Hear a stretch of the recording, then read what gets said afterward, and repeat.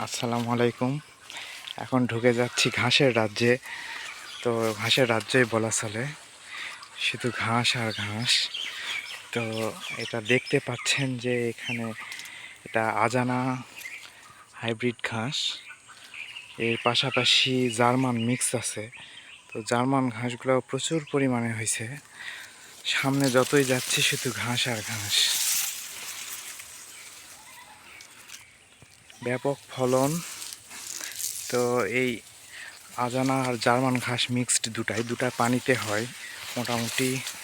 অল্প পানিতেও প্রচুর পরিমাণে দেখা হয় এগুলা। এই তো দেখতে পাচ্ছেন যে এটা আজানা হাইব্রিড ঘাস, এর পাশাপাশি আছে জার্মান মিক্স।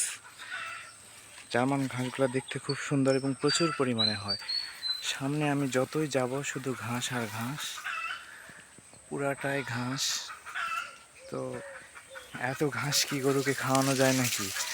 এগুলা খাওয়ানোর জন্য প্রচুর গরু লাগবে, আবার হচ্ছে সেগুলো কাটতে হয়, অনেক ঝামেলা আছে। তো তারপরেও এই ঘাসগুলো এত সুন্দর হয়, এগুলাতে পরিচর্যা কম করলেও চলে। এই যে দেখতে পাচ্ছেন যে এই পাশে আজানা হাইব্রিড ঘাসগুলা বেশি হয়েছে। এগুলো এতটাই হয়েছে যে এগুলো পড়ে যাচ্ছে আর কি। ওই যে সামনে পড়ে গেছে প্রচুর পরিমাণে। এগুলো গরুকে খাইয়ে শেষ করা যাচ্ছে না, এরকম হওয়া হয়েছে। এই যে এই পাশে এগুলো মাটিতে পড়ে যাচ্ছে খাওয়ানোর অভাবে, যে আগে ইতিমধ্যে খাইয়ে শেষ করা লাগতো। প্রচুর হয়েছে আর কি। তো আপনারা যারা এই আজানা হাইব্রিড ঘাস এবং পাশাপাশি হোয়াইট জার্মান ঘাস চাষ করতে চান, মিক্স করে চাষ করতে পারেন, খুবই ভালো। যেগুলোতে জমিতে একটু পানি থাকে সেগুলো জমিতে অনেক ভালো, এবং পানির ব্যবস্থা যদি থাকে তাহলে নিচু জমিতে লাগাতে পারবেন। ঘাস খাইয়ে গরুকে শেষ করা যাবে না, প্রচুর পরিমাণে হয়।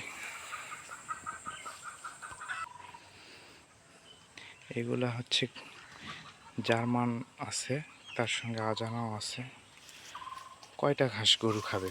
প্রচুর ঘাস। তো অবশ্যই যারা গরু পালন করেন তারা বর্তমানে এই ঘাসগুলা যদি চাষ করতে পারেন সেরকম, তাহলে আর খড়ের প্রয়োজন তেমন হয় না, গরু খাইতে খাইতে শেষ করতে পারবে না। তো সবাই ভালো থাকবেন। আসসালামু আলাইকুম।